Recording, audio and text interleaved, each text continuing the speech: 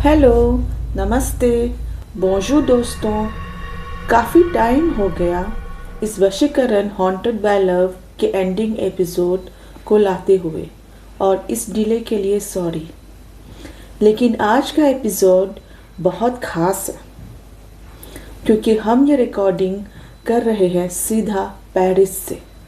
हाँ दोस्तों, एक रोमांटिक सिटी में हम सुनाने जा रहे हैं एक ऐसी डार्क लव स्टोरी का फाइनल चैप्टर जिसमें प्यार, पागलपन और आत्माओं का बंधन अपने अंजाम तक पहुंचता है। और अगर आपने पार्ट 1 और पार्ट 2 अब तक नहीं देखे तो पहले उन दोनों पार्ट्स को ज़रूर देखिए, तभी आप समझ पाएंगे इस कहानी का पूरा राज। तो चलिए अब चलते हैं वशीकरण हॉन्टेड बाय लव के फाइनल चैप्टर की तरफ। उस रात डिनर के बाद विनीत ने सानिया और गौरी को कन्विंस किया। तीनों सीधा निकल पड़े निगमबोध घाट की तरफ। 12 बजे का वक्त, रात अंधेरी, हवा तेज और शमशान के आसपास एक अजीब खामोशी। वही जगह जहाँ से सब कुछ शुरू हुआ था। एक काली चादर बिछाकर वही अघोरी बैठा था। विनीत जैसे ही पास गया, अघोरी ने आंख उठाकर उसे देखा। उसकी आंखों में एक अजीब चमक थी और बिना कुछ बोले वो खुद ही बोल पड़े, तुम्हारा दोस्त मिरांश कहाँ है? मुझे पता था आज तुम वापस आओगे। मिरांश अब इंसान नहीं रहा, उसकी आत्मा बंधी है।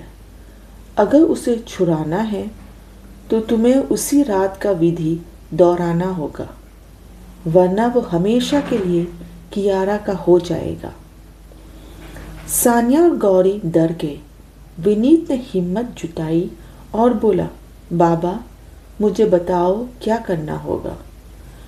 अघोरी मुस्कुराया, एक क्रीपी ठंडी हंसी के साथ। जो तुम मांग रहे हो उसकी कीमत बहुत भारी है, तैयार हो? बाबा ने शमशान के बीच अग्नि जलाई, उसके सामने बैठकर मंत्र जपने लगा। हवा और तेज चलने लगी।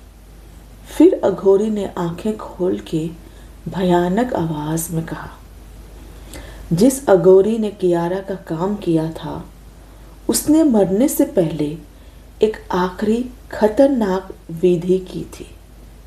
बदले में उसने उन दोनों के साथ खेल खेलने का इरादा बनाया।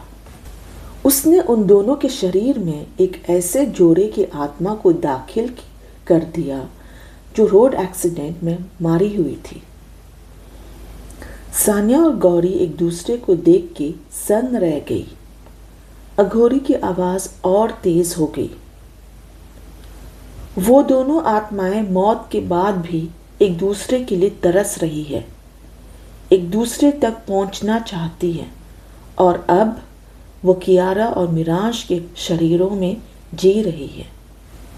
बाबा ने अग्नि की तरफ इशारा करते हुए कहा, कियारा के अंदर एक जवान 25 साल की मरी हुई लड़की की आत्मा बसती है और मिरांश के अंदर उसका मरा हुआ प्रेमी। अघोरी ने अग्नि के पास से थोड़ा रुककर आंखें बंद करके गहरी सांस ली। फिर धीरे से, ऐसे जैसे कोई पुराना राज खोल रहा हो, बोला, सुन लो, एक और बात है जो तुम्हें जाननी जरूरी है। मिरांश का जो आत्मा सौदा कियारा के लिए हुआ था वो किसी साधारण सौदा से कहीं ज्यादा गहरा था। उसने पहले से ही एक अतृप्त अधूरी आत्मा से मिरांश को जोड़ दिया था। ये आत्मा पहले कुछ पाकर अधूरी रह गई थी, इसीलिए उसने मिरांश के जरिए वो सब जीना शुरू कर दिया, कियारा के रूप में, उसकी ज़िंदगी में, उसकी मोहब्बत में। उस अधूरी आत्मा का खुशी थी क्योंकि अब वो एक खूबसूरत जिंदा लड़की के साथ वो सब महसूस कर रही थी जो वो कभी पा नहीं सके। आग की लपटें इधर उधर उछली, हवा में धुआं और मंत्रों की आवाज़ गूंज रही थी। अघोरी ने कहा आवाज़ में तेज़ी लाते हुए, जब उस मर चुके पति की आत्मा जो रोड एक्सीडेंट में मारा गया था को मिरांज के शरीर में प्रवेश करवाया तो पहली अतृप्त आत्मा गुस्से में आ गया। उसे जलन हुई, उसको लगा उसकी जगह छीन ली गई। उसके गुस्से ने मिरांज के अंदर के ऑब्सेशन को और तेज और वायलेंट बना दिया। ज़्यादा गुस्सा, ज़्यादा जलती हुई इच्छा, ये सब पहली आत्मा का रूप था जो अब और अधिक सख्त होकर मिरांज को कंट्रोल कर रही थी। उसने चुपकर आग में एक निगाह डाली, फिर बोला, इस घटना को पलटने के लिए हमें 2 काम करने पड़ेंगे। पहली आत्मा को इस शरीर से बाहर करना पड़ेगा। इसके लिए एक बकरे की बलि और एक विशेष शुद्धि क्रिया चाहिए होगी, तभी वो आत्मा अपने बंधन तोड़कर शांत रह सकती है। और दूसरा, उस मर चुके कपल की आत्माओं को जो अब कियारा और मिरांज में फंसी हैं, उनको अलग करके मुक्ति देने वाली विधि। दोनों विधियां एक साथ करनी पड़ेगी, वरना आधी विधि बेकार हो जाएगी। अघोरी के आंखों में एक चमक आई। समझो, पहली आत्मा को हम बाहर करेंगे, तभी दूसरी विधि का असर होगा। पर याद रखना, इसकी कीमत भारी होगी। जो तुम चाहो वो करवा दूंगा, लेकिन इस रास्ते में खून, दुख और किसी की हमेशा के लिए खोया हुआ अरमान मिल सकता है। तैयार हो? शमशान में उसकी आवाज़ गूंज रही थी और तीनों दोस्तों के चेहरे पे अब निर्णय की भारी जिम्मेदारी, क्योंकि अब उनके पास वक्त कम था और हर पल मिरांज और कियारा का बंधन और गहरा होता जा रहा था। अघोरी ने अग्नि के पास से एक थाली निकाली, उसमें से 8 लौंग उठाई, आंखें बंद करके कुछ मंत्रों का उच्चारण किया और लौंग के दानों पर काला धुआं सा चढ़ाया। फिर उसने विनीत की तरफ देखा और ठंडी सी आवाज में बोला, सबसे पहले मिराज के घर पर उस पहली आत्मा का पकड़ कम करना होगा। तुम इन 8 लौंग को ले जाओ, रात के समय चुपके से घर के चारों कोने में जमीन के अंदर दबा देना। ध्यान रहे कोई तुम्हें देखे ना। अगर किसने देख लिया तो विधि विपरीत हो जाएगा। अघोरी ने जोर से सांस खींचकर मंत्र पूर्ण किया और लौंग विनीत के हाथ में दे दिया। उसके बाद उसने एक और संकेत दिया, अब जाओ एक मिठाई का डब्बा लेकर आओ। विनीत ने तुरंत मिठाई ले आई।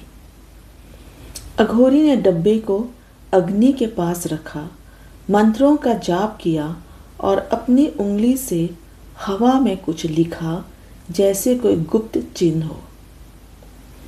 जैसे ही मंत्र पूरे हुए, मिठाई से एक हल्की सी सुगंध और धुआं उठकर हवा में विलीन हो गया।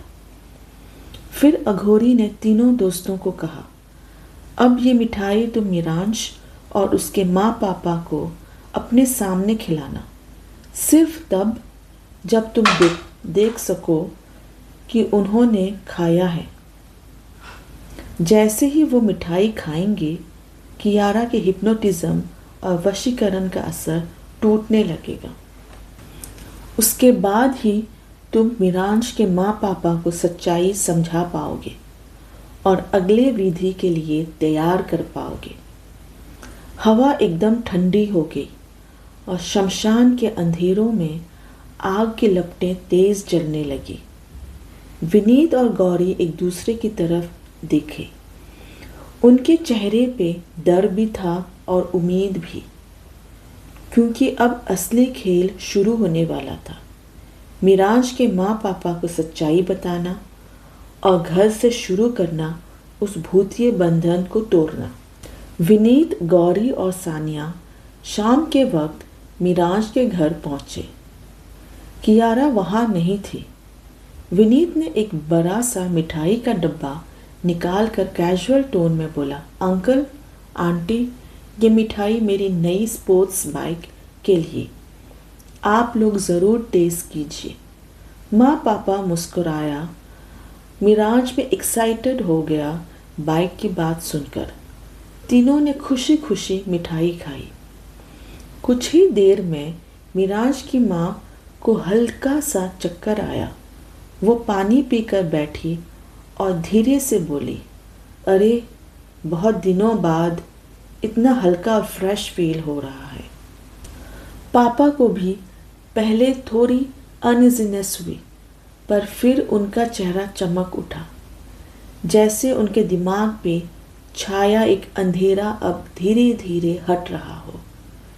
मिराज का हाल थोड़ा अलग था। उसके हाथ कांप रहे थे, उसके चेहरे से पसीना बह रहा था, पर कुछ मिनट के अंदर ही वो भी शांत हो गया, जैसे अंदर से कोई बोझ हल्का हो गया हो। उसी वक्त दूर शमशान के पास बैठा अघोरी अपने ध्यान में सब फील कर रहा था। उसने आंख खोली और धीरे से बोला, जादू का पकड़ कमजोर पड़ रहा है। तब तक गौरी और सानिया मिराज को लेकर उसके रूम में चले गए, PS5 खेलने के बहाने। लिविंग रूम में सिर्फ विनीत और मिराज के माँ पापा बैठे थे। विनीत ने गहरी सांस ली और बोला, अंकल आंटी, मुझे आपसे बहुत ज़रूरी बात शेयर करनी है।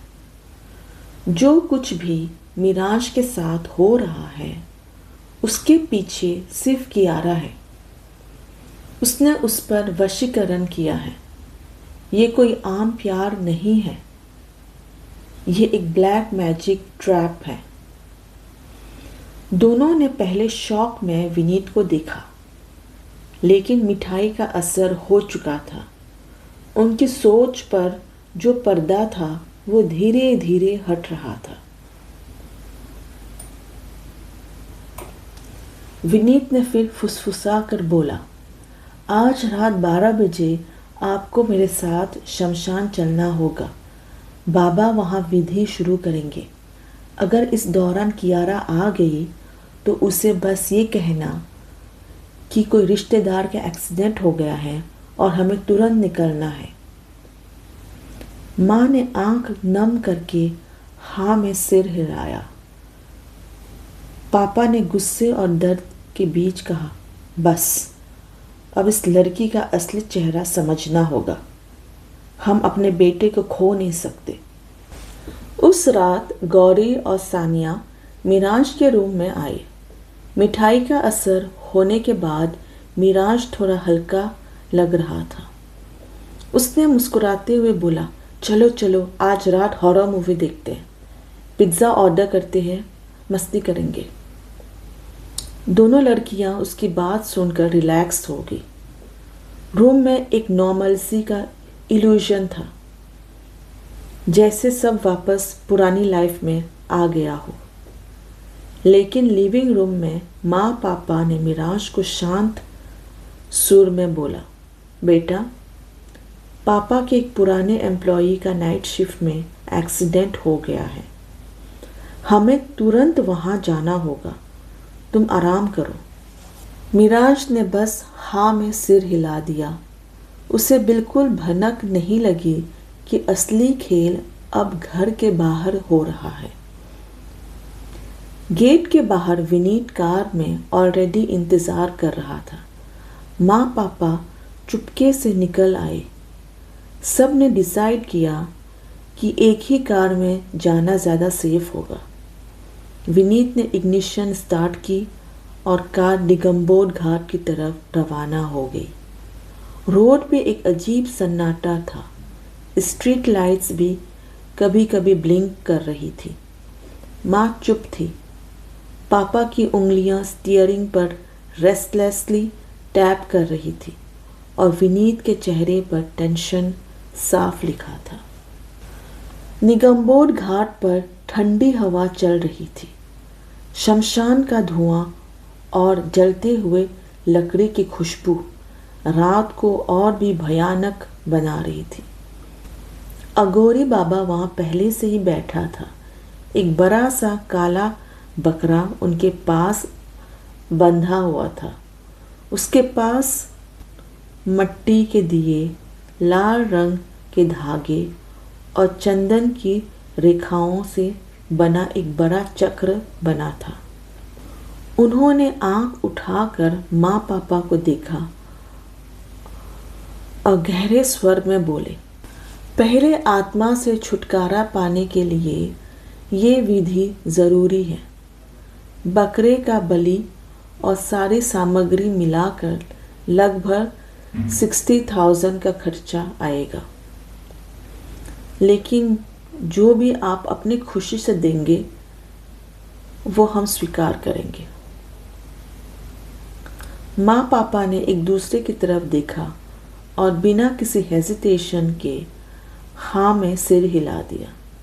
हम अपने बेटे को बचाने के लिए जो भी करना पड़ेगा करेंगे। अघोरी ने मंत्र उच्चारण शुरू किया। हवा तेज होने लगी।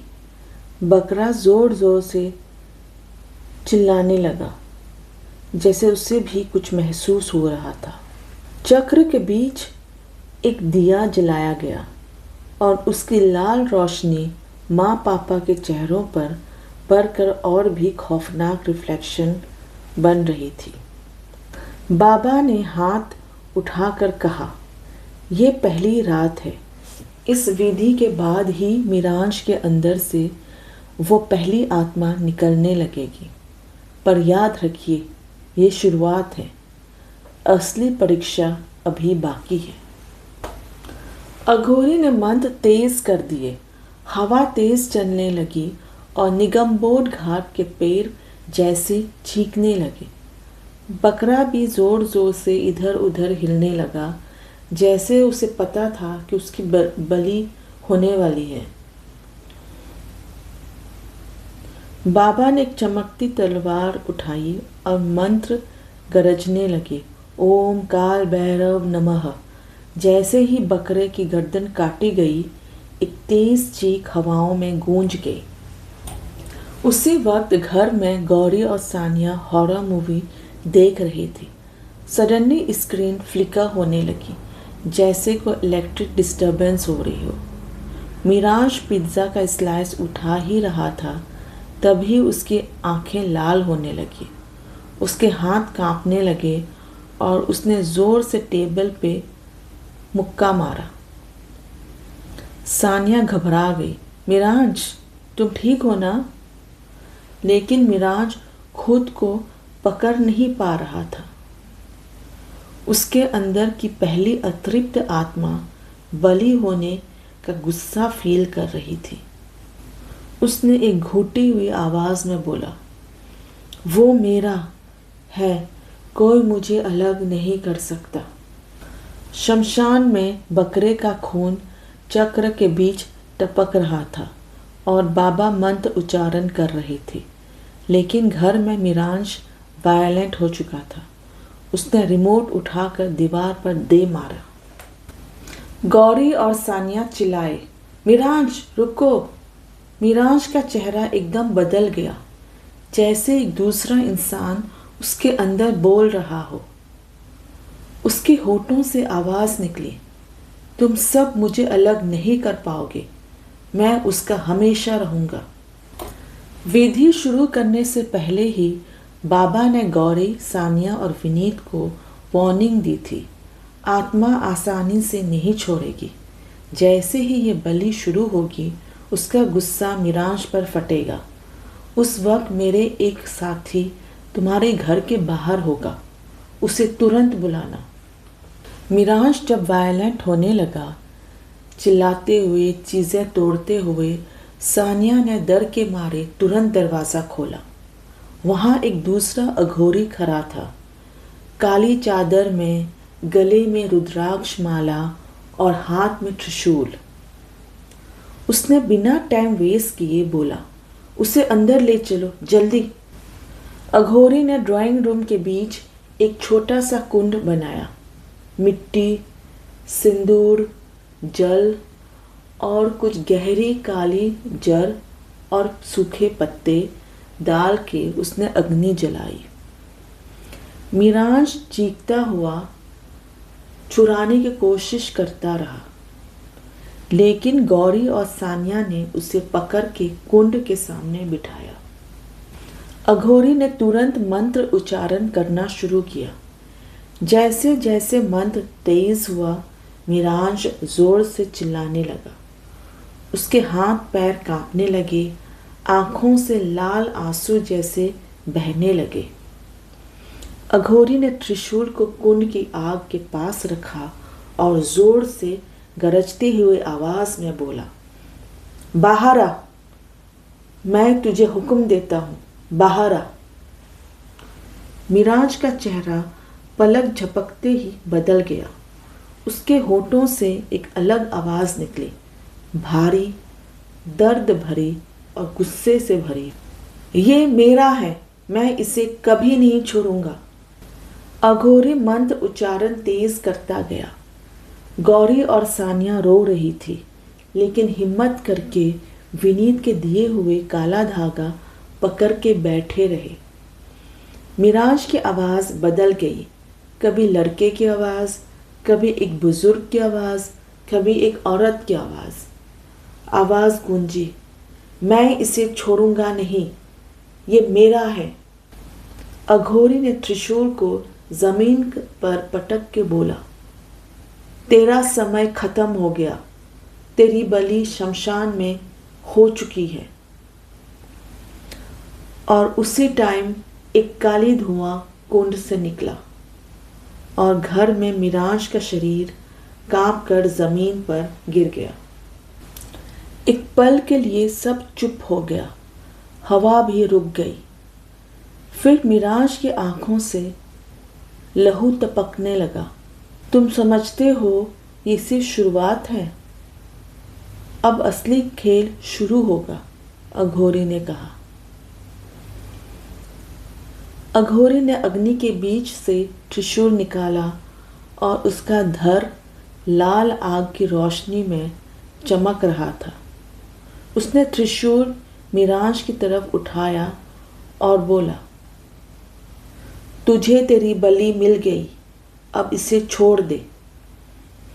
फिर बाबा ने एक लाल रंग का पाउडर मंत्र पढ़ते हुए मीरांश के ऊपर फेंका और त्रिशूल को उसके पीठ पर दबा दिया। मीरांश के चीखों से घर का हर कोना गूंज उठा।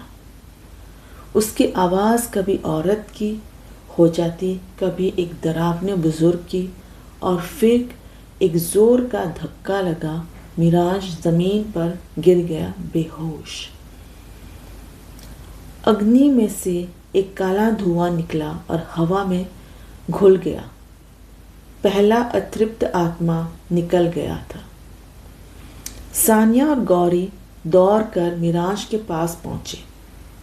उन्होंने पानी की छींटे उसके चेहरे पर दिया। कुछ पलों बाद मीरांश हिला।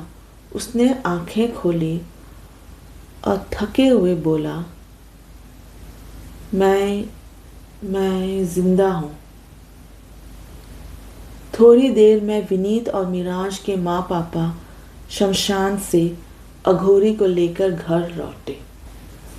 अघोरी ने सबको देखा और कहा, अब पहला बंधन टूट गया है, लेकिन असली जंग अब शुरू होगी।